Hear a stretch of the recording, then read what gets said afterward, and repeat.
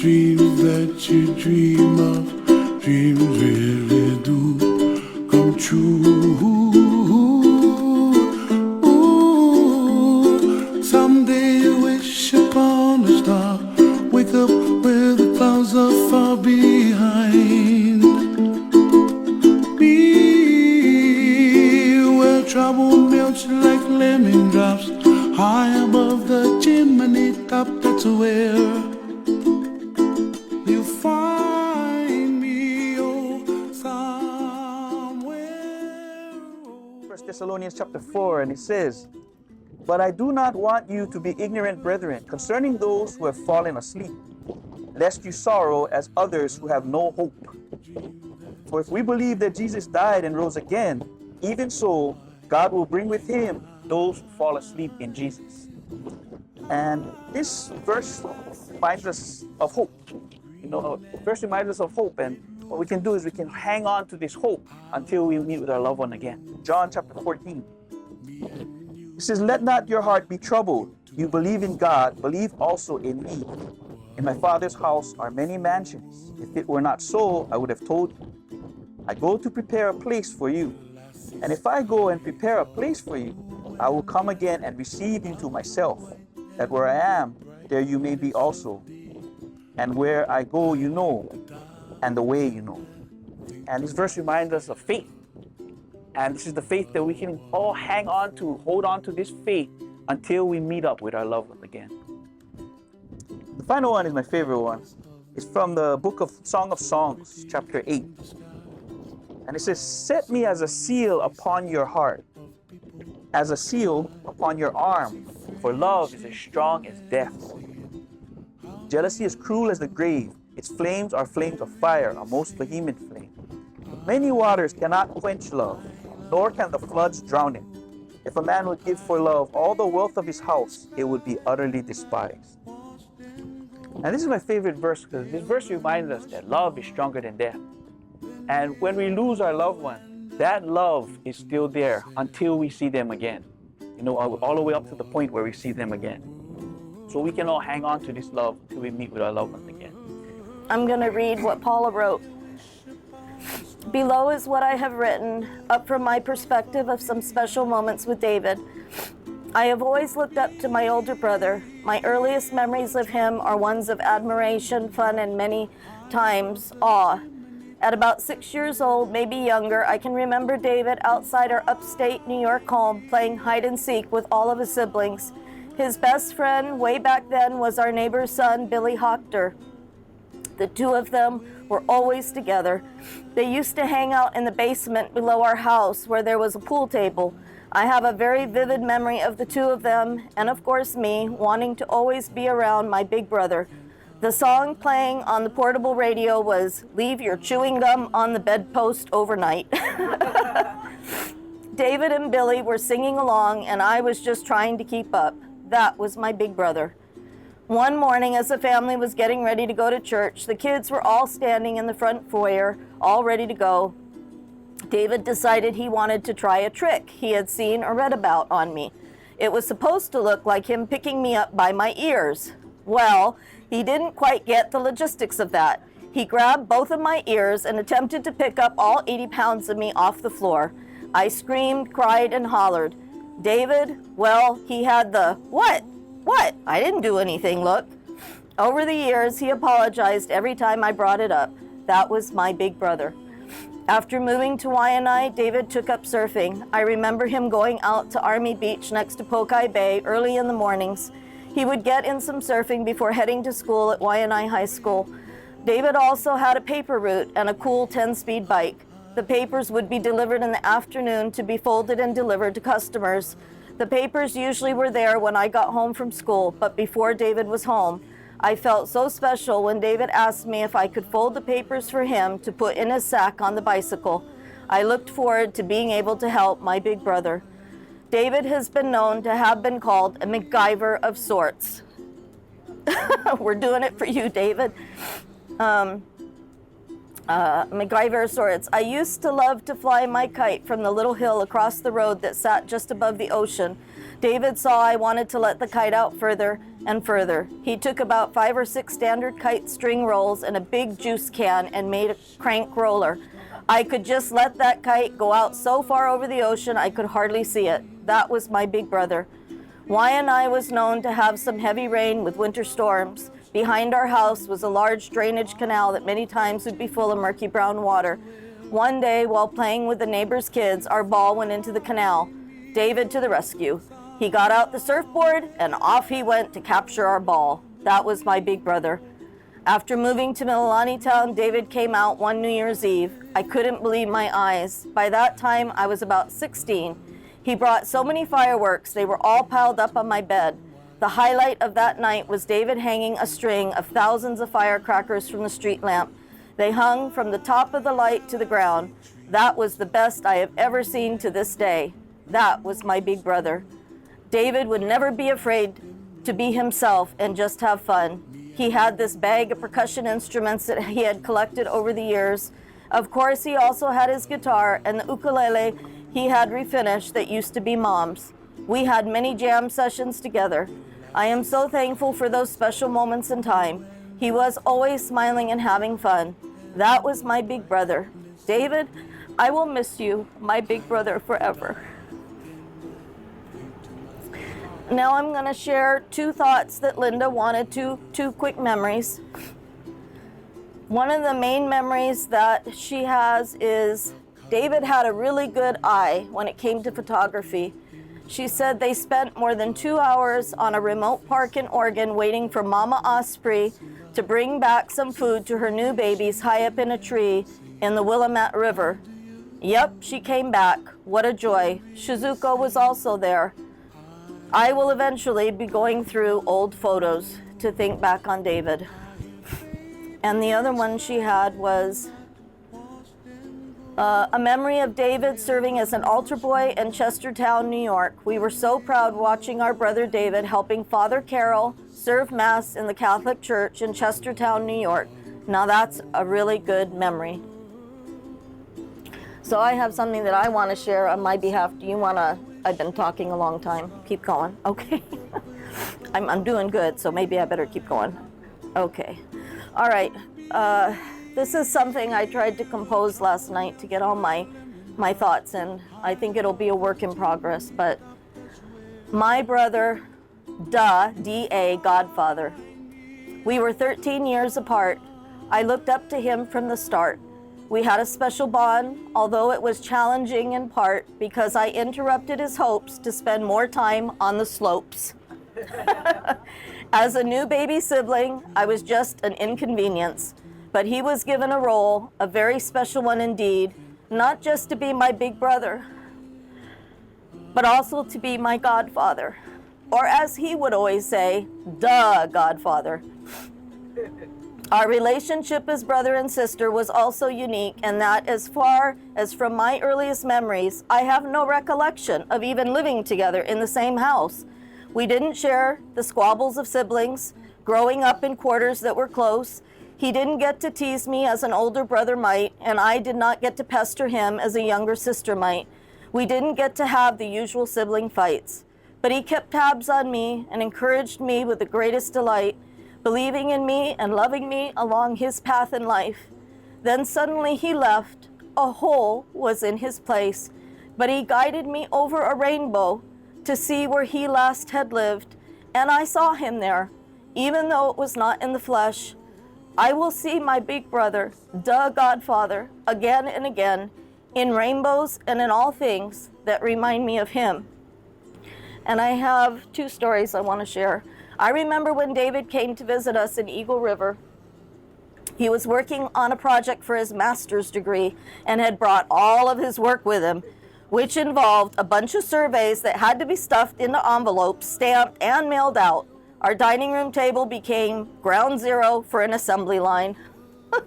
Mom and Dad were also visiting, of course, and we were all voluntold what to do. Let me tell you that David was a tough boss with high standards. But we got it done, and we were all happy to have helped him. Later, he helped me Later, he helped give me the courage to get my master's degree and provided me with lots of pep talks to help me get through the toughest times when I was ready to give up. He always helped me to see that the light of the end of the tunnel was getting closer. And the second one, last one is, it was also during visits such as this that I learned more about my brother David and realized how adventurous living with him could be. We would have plans all figured out of what we were going to do the next day, but by the next morning, the plans would have changed. And then, probably again by the time we finished breakfast. David's mind was constantly working and looking forward to the next thing. He brought a sense of excitement to everything he did. I will miss his enthusiasm and all that he was to me as my big brother and as my godfather. Godfather. I love you, David. Okay, this one is called Fallen Limb.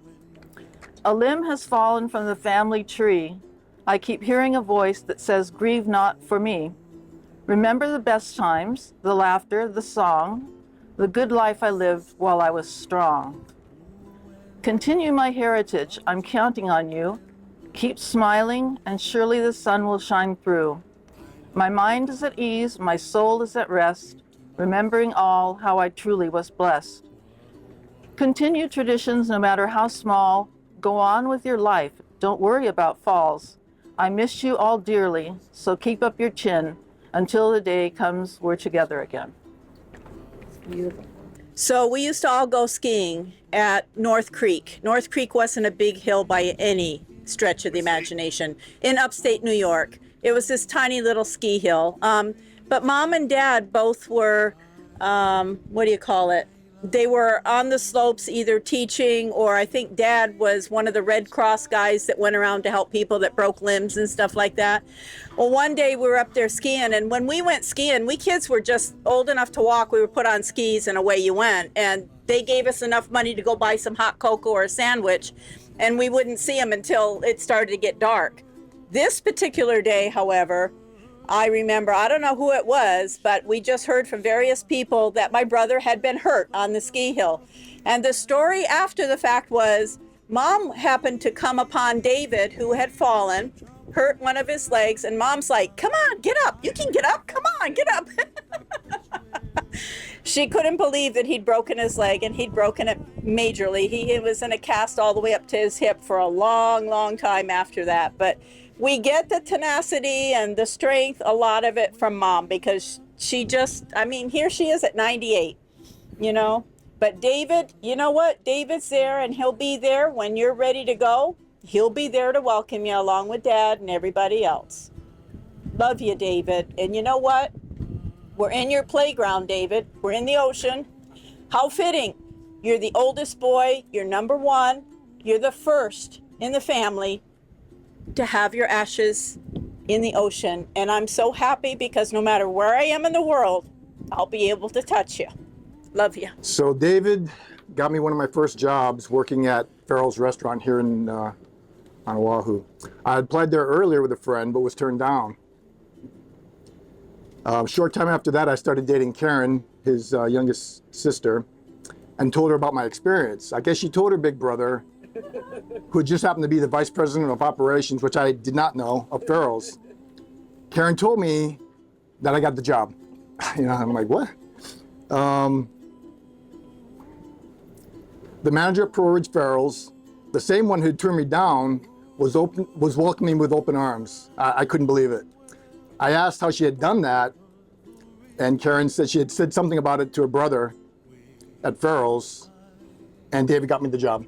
David didn't know me from Adam, but that was David. His sister asked if he could help, and he made it happen. So I have the distinct privilege of having David as my boss. David had high expectations for the people who worked for him. So whenever he walked into any of the restaurants, at the time there was like 5 of them here on Oahu.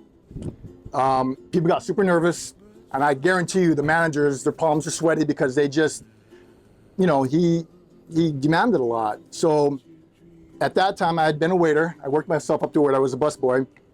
And so whenever David came into the restaurant, he would tell me to drop all my tables and just wait on him. I guess he figured because I was dating his little sister that if I'd screwed something up, it would be okay. But for the record, I always gave him impeccable service, and my manager never had to worry about that.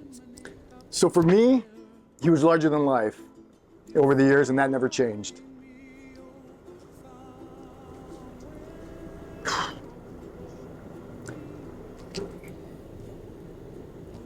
Everything David did was 100%. He enjoyed the world around him, along with the family and friends who were privileged to enjoy those things with him. Goodbye, David. You'll never be forgotten. Say hello to Nana and Dad for me. David was my first son, and my first grandson, John, Diane and Bruce's son, was supposed to have been here today, but he's working for the government, and because of the close down in Washington, his duties kept him home, so he isn't here. Plus, being 98, I never dreamed in a million years that I would lose one of my children at 98. It was one of my biggest fears, but I knew it would never happen because I was 98. But it happened so fast, we never had time to hardly see it coming, because David was always going. He was always going. I would go to visit and he would spend all day working in one room. Shizuko was hardly allowed to go in unless she called him. She had to call him because he was so busy talking to people around the world with what he was doing. Yep, he was quite a guy and quite a man. We'll all miss you, David. And she did really good on raising him with good manners. I never opened a car door when I was with David. From the minute I met him to the minute he was no longer with us, every single time I went to get in a car, he would open the door for me. I'd try to rush and open it myself, but it didn't go over too well.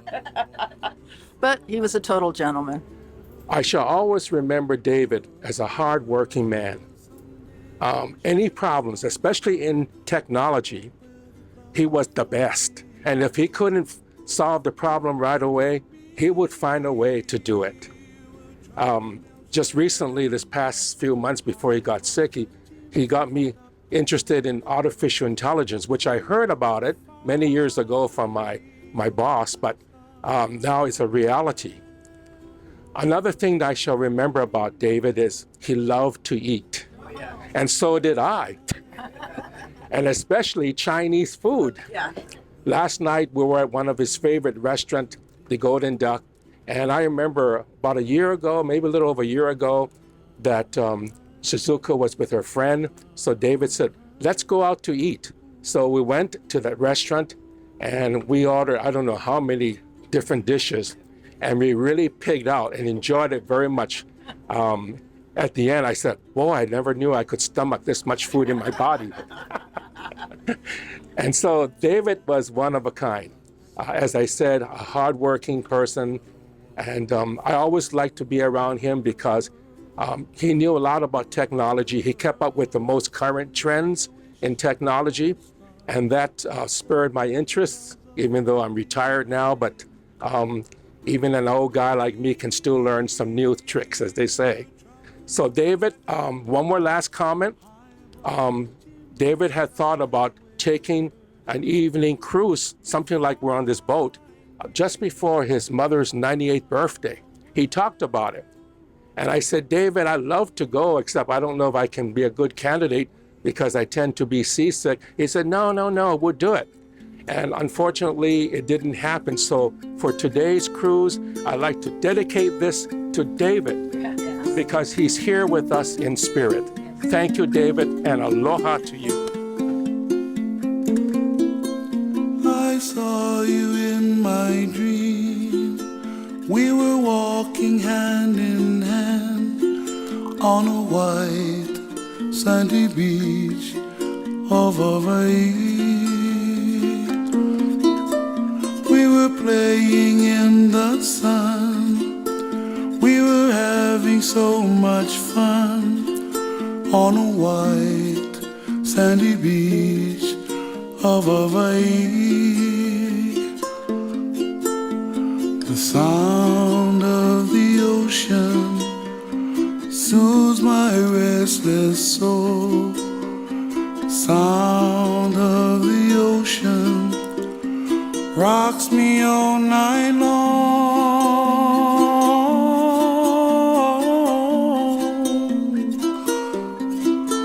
Those hot, long summer days, lying there in the sun on a white sandy beach of Hawaii. The sound of the ocean soothes my restless soul. The sound of the ocean rocks me all night long.